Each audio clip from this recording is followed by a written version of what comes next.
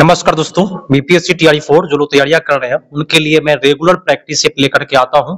और आज जो प्रैक्टिस सेट है वो प्लेटफॉर्म प्रकाशन का 10वां प्रैक्टिस सेट है। तो 9 प्रैक्टिस सेट खत्म हो चुका है और रेगुलर शाम 6:30 बजे अब चलेगा प्रैक्टिस सेट, जिसमें आप लोग लाइव जुड़ करके आप लोग अपना अपना आंसर दे सकते हैं। तो चलिए शुरू करते हैं। उससे पहले आप सभी यदि मेरे चैनल पर पहली बार आ रहे हैं और अभी तक सब्सक्राइब नहीं किए हैं, बीपीएससी टीआरई 4 तैयारियां कर रहे हैं, तो मैं आपको बता दूं कि मेरे यहाँ टारगेट है कि 100 प्रैक्टिस सेट आपके एग्जाम के पहले मैं पूरा करा दूंगा और 100 प्रैक्टिस सेट जो लोग रिवीजन कर लेंगे उनका बीपीएससी टीआरई 4 निश्चित रूप से निकल जाएगा। तो चलिए शुरू करते हैं आज का प्रैक्टिस सेट। सब्सक्राइब नहीं किए हैं तो जरूर कर लीजिएगा, क्योंकि 100 टारगेट है तो 100 प्रैक्टिस सेट आपको बेटर प्रैक्टिस सेट आपको मिल जाएंगे। प्रथम प्रश्न है यहाँ कि भारत का दक्षिणतम बिंदु पूछा जा रहा है कि भारत का दक्षिणतम बिंदु कौन सा है। तो आपका उत्तर यहाँ होगा इंदिरा पॉइंट, जो भारत का दक्षिणतम बिंदु है। नामदफा बाघ अभयारण्य किस राज्य में स्थित है? नामदफा बाघ अभयारण्य जो है वह हो जाएगा आपका अरुणाचल प्रदेश में है। काफी हिट प्रश्न है नामदफा, ये प्रश्न पूछे जा चुके हैं। नेक्स्ट है, निम्नलिखित में कौन सा अनुच्छेद केवल संसद को कुछ विशेष मूल अधिकारों को प्रभावी बनाने हेतु विधि बनाने की शक्ति प्रदान करता है? तो कौन सा अनुच्छेद होगा बताए।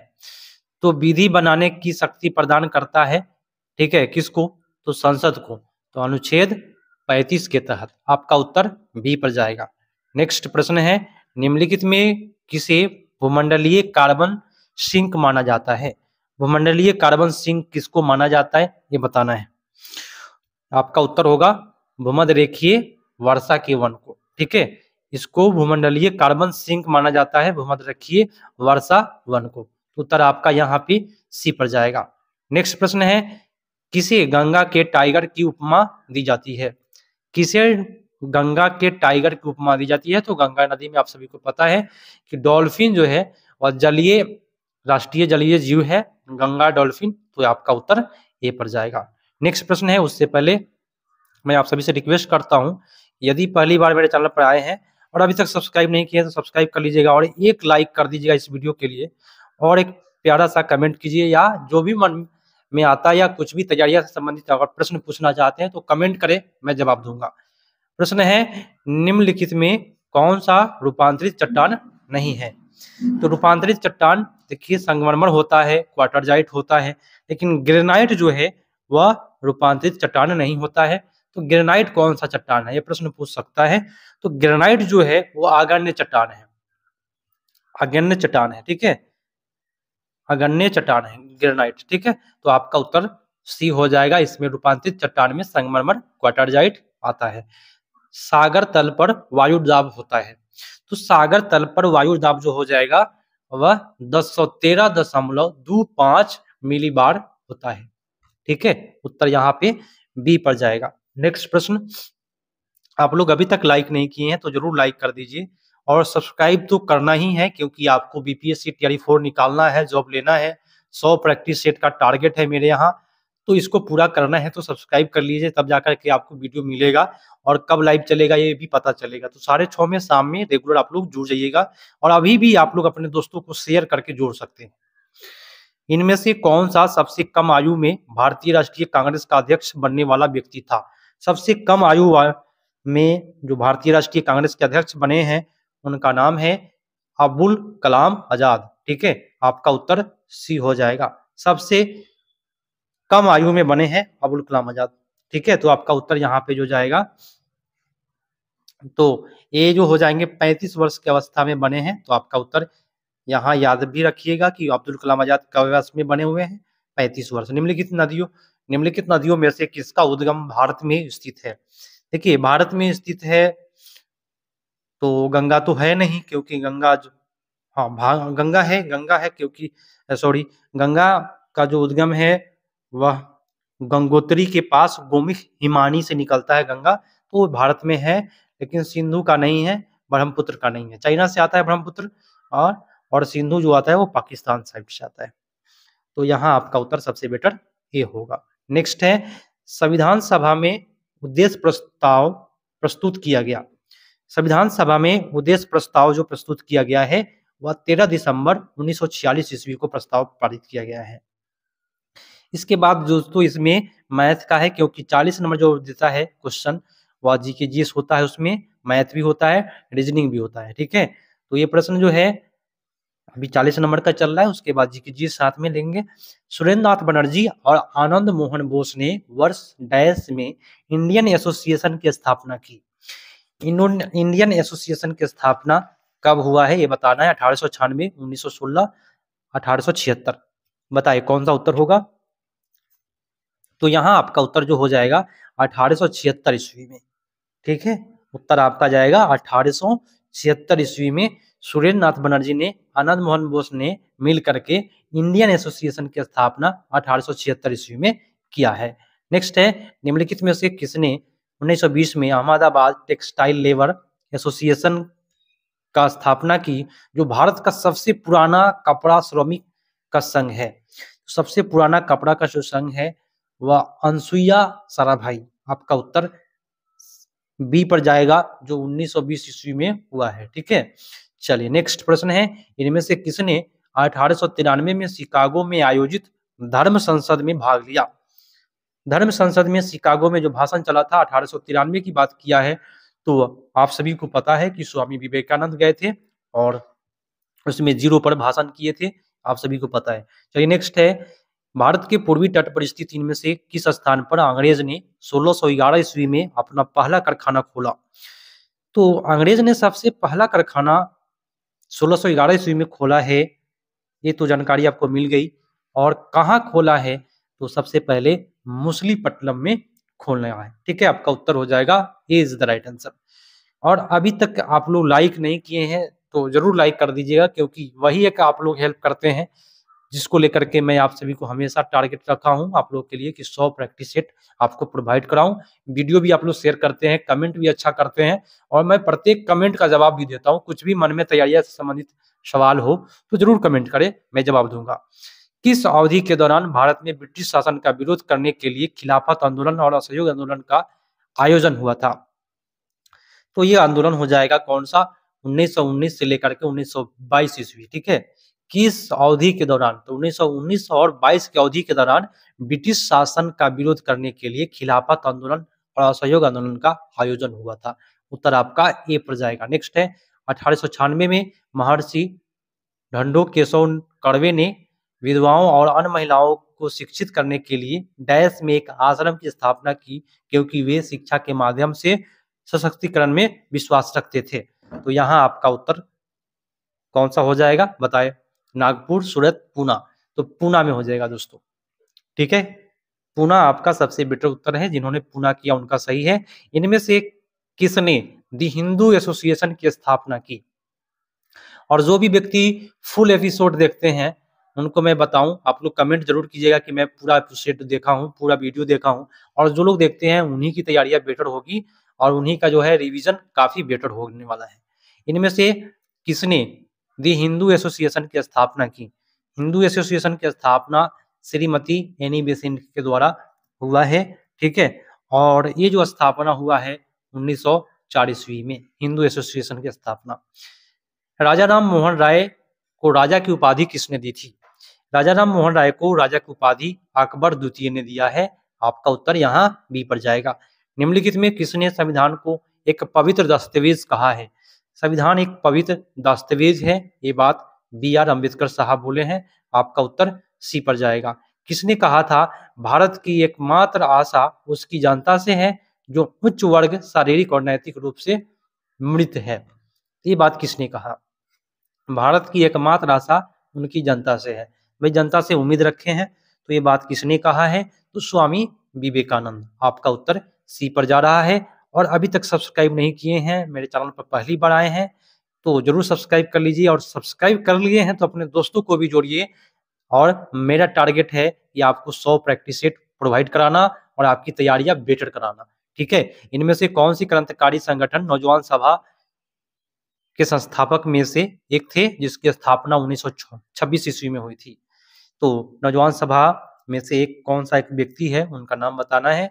तो 26 में हुआ है नौजवान सभा के संस्थापक तो भगत सिंह के द्वारा। आपका उत्तर सी पर जाएगा।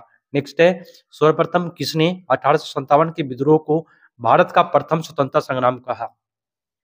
भारत का प्रथम स्वतंत्रता संग्राम 1857 के विद्रोह को किसने कहा है? तो यहाँ आपका उत्तर जो होगा वी.डी. सावरकर। ठीक है, आपका उत्तर वी.डी. सावरकर हो जाएगा। ये is the right answer. Next है 1916 ईस्वी में बॉम्बे में प्रथम भारतीय महिला विश्वविद्यालय की स्थापना के पीछे महान शक्ति कौन थे? देखिए, भारतीय महिला विश्वविद्यालय की स्थापना के पीछे महान व्यक्ति का नाम बताना है जो 1916 ईस्वी में हुआ है। तो उस व्यक्ति का नाम है कौन सा? डी.के. कर्वे।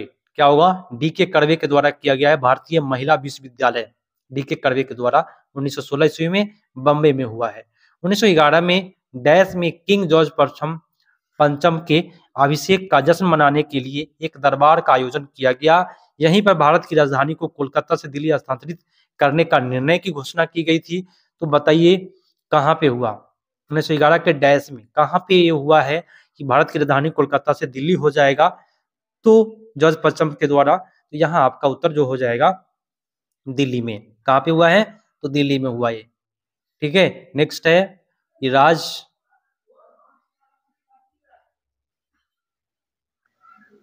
नेक्स्ट प्रश्न है राज 6 वर्ष से 14 वर्ष तक की आयु वाले सभी बालकों के लिए निःशुल्क और अनिवार्य शिक्षा देने का ऐसी रीति में जो राज विधि द्वारा अवधारित करे उपबंध करेगा डैश को उपबंध करेगा को डैश के तहत भारतीय संविधान में जोड़ा गया। तो भारतीय संविधान में जोड़ा गया है अनुच्छेद 21 का 1 में। ठीक है, जो 6 से लेकर के 14 वर्ष के बच्चों को क्या करना है? निःशुल्क शिक्षा देना है। जो अनुच्छेद आपका किस में है? 21 का ए में है। ठीक है, चलिए नेक्स्ट प्रश्न पर आते हैं। और प्रश्न है क्या? और नीचे जो प्रश्न है सारे मैथ का प्रश्न है और मैथ के प्रश्न को छोड़ के चलेंगे। नेक्स्ट प्रश्न पर आते हैं। 71 नंबर प्रश्न है। आप सभी से रिक्वेस्ट है कि यदि पहली बार आए हैं अभी तक सब्सक्राइब नहीं किए हैं, बस हमेशा रिक्वेस्ट रहता है कि आप लोग प्यारा सा एक कमेंट कीजिए। जो भी सवाल आता है तैयारी को लेकर के कमेंट करें, मैं आपको जवाब दूंगा। इसके अलावा मुझसे कहीं भी दिक्कत होती है प्रश्नों में तो आप लोग कमेंट जरूर करें, मैं आपका कमेंट का सम्मान भी करता हूं और प्रत्येक कमेंट का जवाब भी देता हूं। ठीक है, चलिए नेक्स्ट प्रश्न है निम्नलिखित में से क्या भारत का नागरिक बनने के लिए आवश्यक नहीं है? क्या आवश्यक नहीं है भारत का नागरिक बनने के लिए? तो उत्तर यहाँ पे जो होगा वंशानुक्रम तो ठीक है, जैसे कि माता पिता आपका नागरिक है तो बाल बच्चा जो होगा वो भी नागरिक होगा जन्म से, ये भी ठीक है। अधिगृहित संपत्ति, अगर आप संपत्ति करते हैं तो आवश्यक नहीं है कि आप भारत के नागरिक ही होंगे। ठीक है, तो यहाँ आपका उत्तर सी हो जाएगा। नेक्स्ट प्रश्न है भारत के किस राज्य में द्विसदनीय व्यवस्थापिका नहीं है? द्विसदनीय व्यवस्थापिका नहीं है। बिहार में द्विसदनीय व्यवस्थापिका है, उत्तर प्रदेश में है, लेकिन पंजाब में द्विसदनीय व्यवस्थापिका नहीं है। आपका उत्तर सी पर जाएगा। नेक्स्ट प्रश्न आप लोगों के लिए आ रहा है स्क्रीन पर, आप सभी जरूर जवाब दीजिएगा।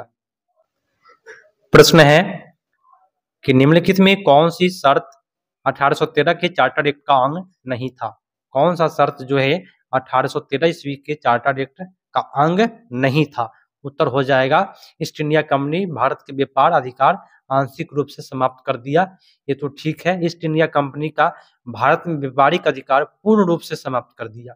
ये आपका गलत है, 1813 के चार्टर्ड एक्ट का अंग नहीं है ये। बाकी आपके जो है निवास की स्वतंत्रता दे दी है, ये तो ठीक है, लेकिन आपका बी वाले जो ऑप्शन है वो सही नहीं है। नेक्स्ट है कि किस संविधान संशोधन अधिनियम द्वारा पुडुचेरी या पांडिचेरी विधानसभा के सदस्यों को राष्ट्रपति के निर्वाचन मंडल में शामिल किया गया? तो ये जो शामिल किया गया है वह 70 है ना, 70वां निर्वाचक मंडल में शामिल किया गया है। तो यहाँ पे होगा बी सबसे बेटर उत्तर होगा। कौन सा संशोधन के द्वारा? तो 17वां संशोधन के द्वारा पुडुचेरी को, है ना, विधानसभा को सदस्यों को राष्ट्रपति के निर्वाचक मंडल में शामिल किया गया है पुडुचेरी को। आपका उत्तर होगा बी, सत्कथन को चुनना है। ठीक है, तो यहाँ पे जो सत्कथन हो जाएंगे वित्त आयोग संवैधानिक निकाय है, ये बात सही है। ठीक है, वित्त आयोग क्या है? संवैधानिक निकाय है। तो आपका उत्तर ए पर जाएगा।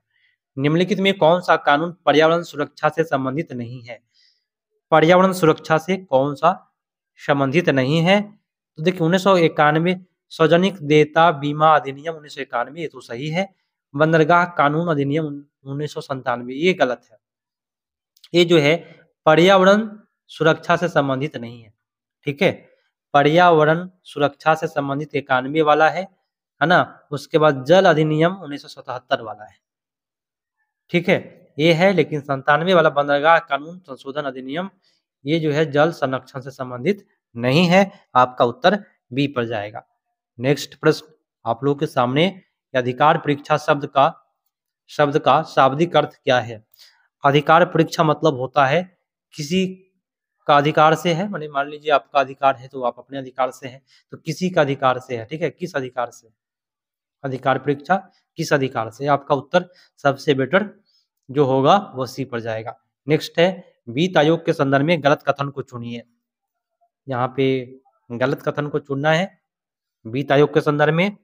फर्स्ट है कि वित्त आयोग द्वारा की गई सिफारिशें राष्ट्रपति बाध्यकारी होती है। देखिए बाध्यकारी राष्ट्रपति का काम नहीं है, आपका ये गलत बोल दिया और कल गलत कथन को चुनना है, तो ये यही सही होगा। वित्त आयोग अध्यक्ष पद की योग्यता संविधान से निर्धारित की गई है, ये तो सही है। अभी तक 16 वित्त आयोग का गठन हो चुका है, ये भी सही है। ए वाला ऑप्शन गलत है, गलत पूछ रहा था, उत्तर आपका ये होगा। भारतीय संविधान का कौन सा अनुच्छेद अंतरराज्यीय नदी जल विवाद से संबंधित है? अंतरराज्यीय नदी जल विवाद तो अनुच्छेद 262। नदी में भी क्या होता है, विवाद होता है कि इस पर से नदी जो है नदी का पानी हमको चाहिए, इतना नदी का पानी हमको चाहिए, तो उसके लिए अनुच्छेद 262 रखा गया है जो अंतरराज्यीय नदी जल विवाद से संबंधित है। आपका उत्तर बी पर जाएगा। नेक्स्ट है निम्नलिखित में से किस अनुसूची में असम, मेघालय, त्रिपुरा, मिजोरम 4 पूर्वोत्तर राज्यों में जनजातीय क्षेत्रों के प्रशासन का विशेष प्रावधान है? तो आपका उत्तर यहाँ जो जाएगा 6ठी अनुसूची में, ठीक है। पूर्वी राज्यों की जैसे ही बात होती है तो 6ठी अनुसूची में पूर्वी राज्य आता है, ठीक है। तो आपका उत्तर सबसे बेटर सी पर जाएगा। सत्य कथन को चुनना है, इसमें कौन सा सत्य कथन है? तो लोकसभा में राष्ट्रपति 2 सदस्य मनोनीत करते हैं, बात सही है। राष्ट्रपति का काम है 2 एंग्लो इंडियन लोकसभा में चुनते हैं, तो ये तो फर्स्ट ही सही हो गया, तो आपका उत्तर ए पर चला जाएगा। आइए नेक्स्ट प्रश्न पर आते हैं। उससे पहले आप सभी यदि मेरे चैनल पर पहली बार हैं, सब्सक्राइब नहीं किए हैं, जरूर सब्सक्राइब कीजिएगा। आप लोग के लिए मैं काफ़ी मेहनत कर रहा हूँ और आप लोग भी थोड़ा सा हेल्प कर देते हैं तो निश्चित तौर पर ये मेहनत मेरा सफल रहेगा। सकल राष्ट्रीय आय को कुल जनसंख्या से भाग देने पर क्या प्राप्त होता है? सकल राष्ट्रीय में कुल जनसंख्या से जब भाग देंगे तो आपको जो प्राप्त होगा प्रति व्यक्ति आय प्राप्त होगा। मुद्रास्फीति का अनुकूल प्रभाव पड़ता है, किस पर प्रभाव पड़ता है? तो ऋणी पर, ठीक है। अनुकूल प्रभाव किस पर पड़ता है? ऋणी पर पड़ता है। चलिए भारतीय संविधान के लिए किस अनुच्छेद में वस्तु और एवं सेवा कर परिषद का उल्लेख किया गया है? तो इसमें जो उल्लेख हुआ है वह होगा अनुच्छेद 279 के क में क्या क्या? तो वस्तु एवं सेवा कर, ठीक है। उत्तर आपका सी पर जाएगा। भारत में खरीफ की बुआई किस माह में होती है? भारत में खरीफ फसल की बुआई होती है वह जून जुलाई में होती है, ठीक है। जून जुलाई में होती है और अक्टूबर और नवंबर में काट लिए जाते हैं, यही खरीफ फसल का गुण है, ठीक है। अगला प्रश्न है कि लाहिड़ी आयोग जुड़ा है। लाहिड़ी आयोग जो है वह किससे जुड़ा हुआ है? तो तेलों के संरचना के मूल्य पर जुड़ा हुआ है लाहिड़ी आयोग, याद रखिएगा, तेल के संरचना के मूल्य पर। निम्नलिखित में किस वर्ष कृषि मूल्य आयोग की स्थापना की गई? कृषि मूल्य आयोग की स्थापना 1965 ईस्वी में हुआ है, ठीक है। आपका उत्तर बी पर जाएगा। भारत में जनसंख्या की घनत्व की परिभाषा की जाती है। जनसंख्या घनत्व की परिभाषा जो की जाती है प्रति वर्ग किलोमीटर व्यक्तियों की संख्या के रूप में। जनसंख्या घनत्व की परिभाषा क्या है कि 1 किलोमीटर में कितने लोग रहते हैं, इसी को जनसंख्या घनत्व कहते हैं, ठीक है।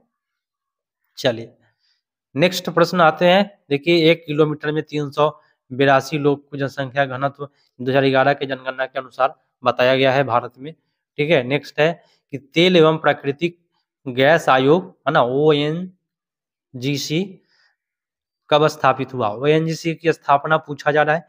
ओएनजीसी की स्थापना 1956 ईस्वी में हुआ है। 1856 नहीं याद रखिएगा, 1956 में हुआ है। आपका उत्तर सबसे बेटर जो होगा वह 1956 होगा। भारत में स्वतंत्र व्यापार क्षेत्र की स्थापना की गई। स्वतंत्र व्यापार क्षेत्र की स्थापना जो हुआ है वह निर्यात उद्योग में संवर्धन के लिए हुआ है। स्वतंत्र व्यापार क्षेत्र की स्थापना क्यों हुआ है? क्योंकि निर्यात उद्योग में वृद्धि हो। ठीक है, आपका उत्तर सी पर जाएगा। अपमार्जक से जल के पृष्ठ तनाव पर क्या प्रभाव पड़ता है? अपमार्जक बोलते हैं जो घरों में जो सर्फ का प्रयोग करते हैं कपड़ा धोने के लिए, तो क्या करता है, पृष्ठ तनाव को कम कर देता है, जिससे उसमें से गंदगी निकल जाता है। पाचक नलिका में पाचन कौन सी प्रक्रिया है?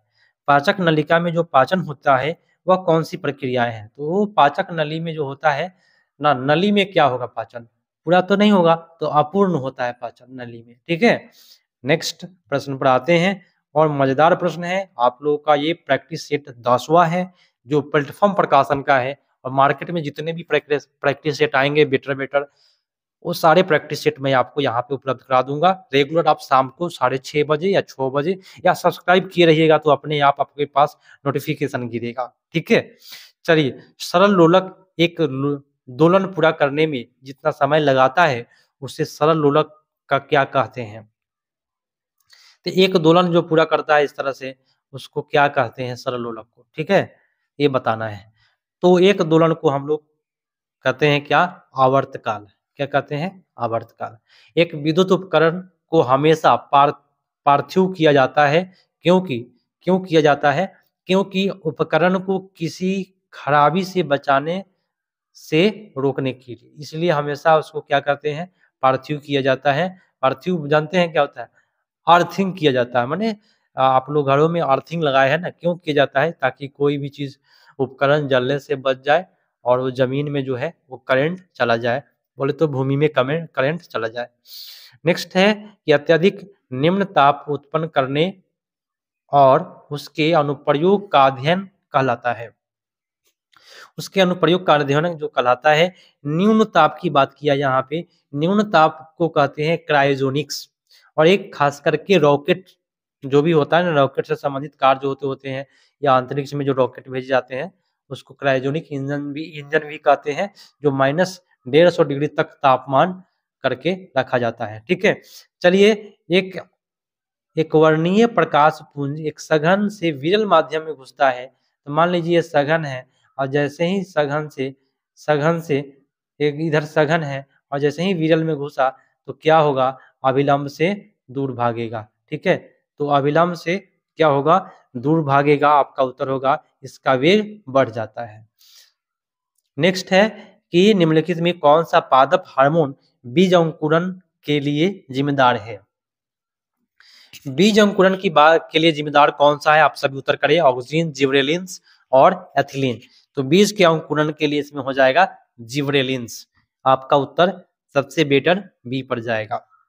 निम्नलिखित में कौन सा एक उष्मा शोषी अभिक्रिया है? शोषी कहा, छेपी में क्या होता है? उत्सर्जन होता है, उष्मा निकलता है, गर्मी निकलता है। और शोषी में क्या होता है? उष्मा का अवशोषण होता है, ठंडक उत्पन्न होता है।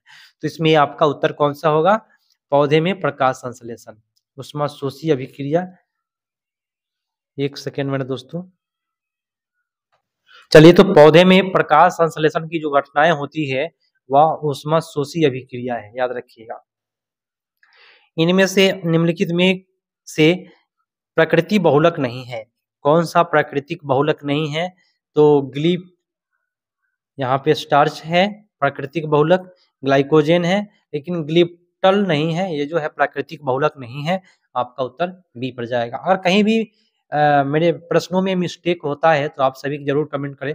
इस प्रश्न पर मुझको डाउट है तो आप लोग जरूर कमेंट करके बताएं कि कौन सा इसका उत्तर होगा। तो मुझे डाउट है, फिर भी मेरा जो उत्तर है वो प्रकाश संश्लेषण है। तो डाउट है, उस डाउट प्रश्न वाले को आप लोग कमेंट करके बता सकते हैं कि कौन सा उसका सही होगा। निम्नलिखित में कौन सा एक सजातीय मिश्रण है? तो सजातीय मिश्रण जो हो जाएगा वो खारा जल जो होता है वो सजातीय मिश्रण होता है। आपका उत्तर ए पर जाएगा। निम्नलिखित में से किसका उपयोग प्रति अम्लों के निर्माण में किया जाता है? प्रति अम्लों के निर्माण, बोले तो एंटासिड, जैसे कि पेट में गैस बन जाए तो एंटासिड खा लीजिएगा तो निश्चित रूप से आपका गैस भाग जाएगा। इसको कहते हैं सोडियम हाइड्रोजन कार्बोनेट, इस प्रकार से लिख सकते हैं, सोडियम बाइकार्बोनेट बोलते हैं इसको, ठीक है, या सोडियम हाइड्रोजन कार्बोनेट भी बोलते हैं, ठीक है, एंटासिड बोलते हैं। फलों के रस में मिलाए जाने वाले खमीर में होने वाले अवायवीय श्वसन में शर्करा किस रासायनिक पदार्थ में बदल जाता है? तो शर्करा जो बदलता है वो एल्कोहल में बदलता है, ठीक है। फल के रस से क्या बनता है? दारू बनता है, एल्कोहल, ठीक है। आपका उत्तर बी हो जाएगा। नेक्स्ट प्रश्न आप लोग के सामने 10 नंबर प्रैक्टिस सेट चल रहा है प्लेटफॉर्म प्रकाशन का। नेक्स्ट प्रकाशन आपका किरण को समाप्त करेंगे, उसके बाद एडुटेरिया अरिहंत प्रकाशन। 100 टारगेट है मेरा कि आपके एग्जाम तक खत्म करूं।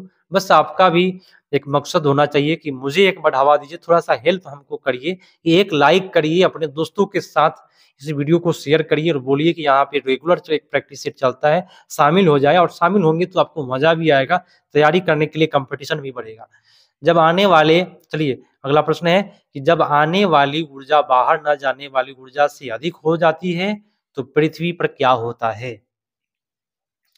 तो पृथ्वी पर होता है, पृथ्वी का तापमान बढ़ जाता है। जब जो ऊर्जा आ रहा है, ठीक है, और नीचे से ऊपर नहीं जा रहा है तो क्या होगा? तापमान बढ़ जाएगा। नेक्स्ट है कि चुंबक का वह महत्वपूर्ण गुण कौन सा है जिसका उपयोग नाविकों तथा यात्रियों के द्वारा प्राचीन काल में किया जा रहा है या प्राचीन काल से किया जा रहा है, ठीक है, नाविक के द्वारा किया जाता है। देखिए चुंबक का जो गुण है ना, दिशा देखने के लिए किया जाता था, दिशा संबंधित गुण है जो नाविक लोग करते थे। मौलिक कण की खोज के संबंध में निम्नलिखित में कौन सा सही मिलान है? देखिए कौन सा कण का खोज कौन सा किया है? अल्फा कण का खोज किसने किया? तो यहाँ आपका उत्तर अल्फा कण का खोज जे थॉमसन ने किया है। कौन सा मिलान सही नहीं है? ये बात गलत है। अल्फा कण का खोज जे थॉमसन साहब नहीं किए हैं। अल्फा बीटा गामा 3 रेडियो सक्रिय किरण है जिसका खोज जो है वह जो किए हैं वह जे थॉमसन नहीं करके रदरफोर्ड साहब किए हैं। तो आपका होगा अल्फा किरण की बात करता तो रदरफोर्ड होगा। क्या होगा? रदरफोर्ड। अल्फा किरण की खोज। न्यूट्रॉन का खोज चैडविक, ठीक है। प्रोटॉन का रदरफोर्ड, ठीक है, लेकिन अल्फा का कौन किया है? रदरफोर्ड किया है। जे थॉमसन जो है वह इलेक्ट्रॉन का खोज किया है, याद रखिएगा। नेक्स्ट है प्रकाश के तरंग सिद्धांत का प्रतिपादन किसने किया था? तो तरंग का हाइजन ने किया। हाइजन का तरंग सिद्धांत आप लोग 12th में पढ़े होइएगा। पुष्प का कौन सा भाग बीज का निर्माण करता है? तो ब से बीजांड, है ना, बीज का निर्माण करता है। तो बीजांड जो है वह बीज का निर्माण करता है। आपका उत्तर सी होगा। अगर रक्त में CO2 की एकाग्रता बढ़ जाती है तो श्वसन दर पर क्या प्रभाव पड़ेगा? जब आपके ब्लड में CO2 की मात्रा बढ़ जाएगी तो जो सांस लेने का जो दर है वह बढ़ जाएगा, तेजी से आप सांस लीजिएगा। नेक्स्ट है प्रोटीन संश्लेषण स्थल कहाँ है? देखिए प्रोटीन का जो संश्लेषण होता है वो राइबोसोम में होता है। कहाँ होता है? राइबोसोम में होता है प्रोटीन का संश्लेषण। आपका उत्तर ये होगा। नेक्स्ट है कि जल का उच्च क्वथनांक निम्नलिखित में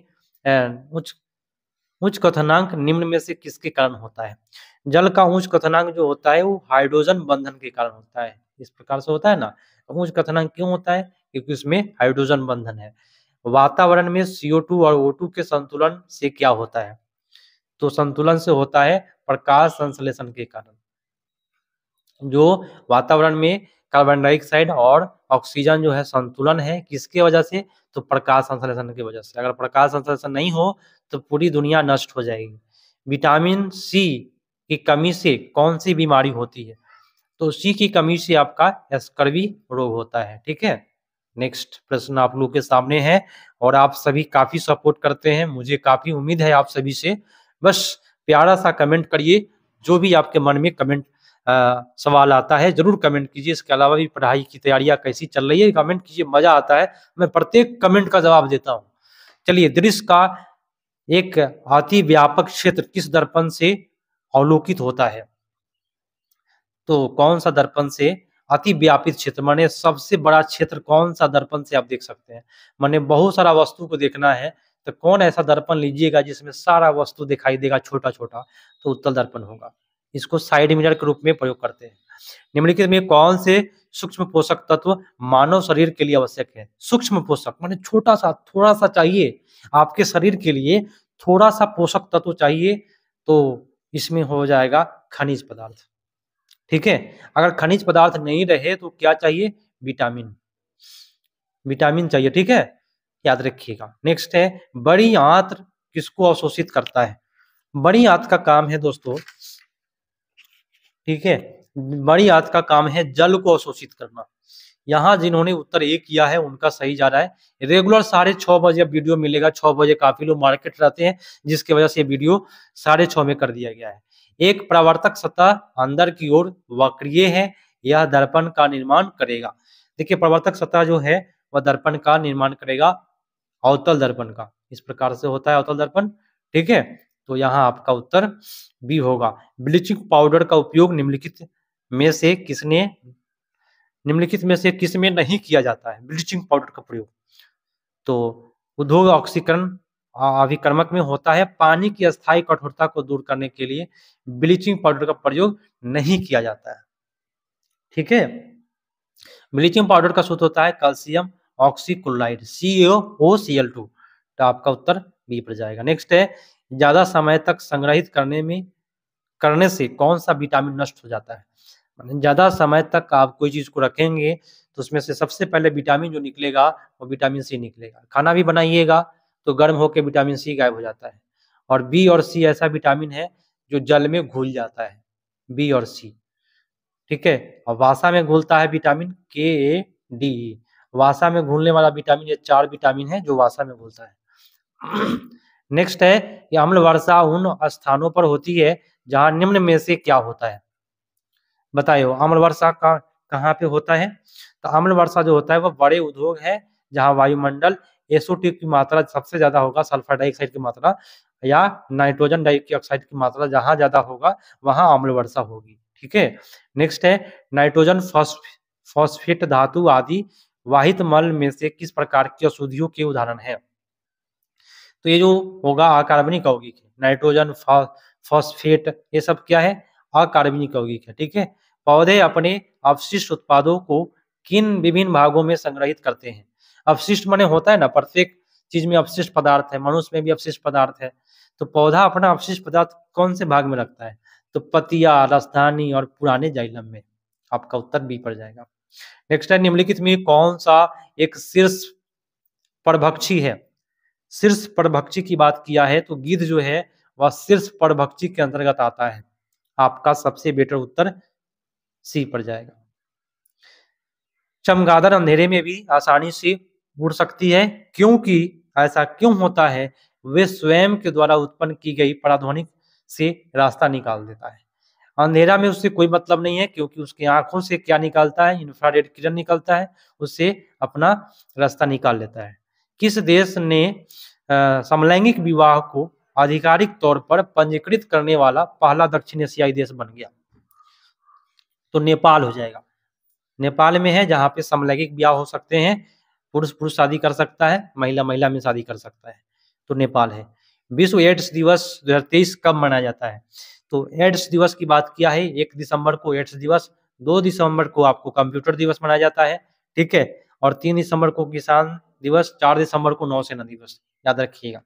हॉर्नबिल फेस्टिवल 24वां संस्करण नागा हेरिटेज विलेज कहाँ शुरू किया गया? तो ये जो शुरू हुआ है वह किसामा में हुआ है। ठीक है, आपका उत्तर बी पर जाएगा। नेक्स्ट है कि कौन सा पूर्व खिलाड़ी भारतीय पुरुष क्रिकेट टीम में मुख्य कोच बने हैं? तो मुख्य कोच अभी भारतीय गौतम गंभीर है। ठीक है, आपका उत्तर बी पर जाएगा। भारतीय पुरुष हॉकी टीम ने अब तक ओलंपिक में कितने स्वर्ण पदक जीते हैं? पुरुष ओलंपिक में स्वर्ण पदक अब तक 8 जीते हैं। ठीक है, आपका उत्तर यह होगा। 1 जनवरी 2024 से किस राज्य में mission initiative investigation @75 days launch किया जाएगा? तो ये जो हो जाएगा आपका बिहार में, याद रखिएगा। @75 याद रहेगा तो आपको बिहार याद रहना चाहिए। जलवायु परिवर्तन प्रदर्शन सूचकांक 2024 में भारत किस स्थान पर रहा? जलवायु परिवर्तन सूचकांक में, प्रदर्शन सूचकांक में भारत का जो स्थान है वह 7वां है।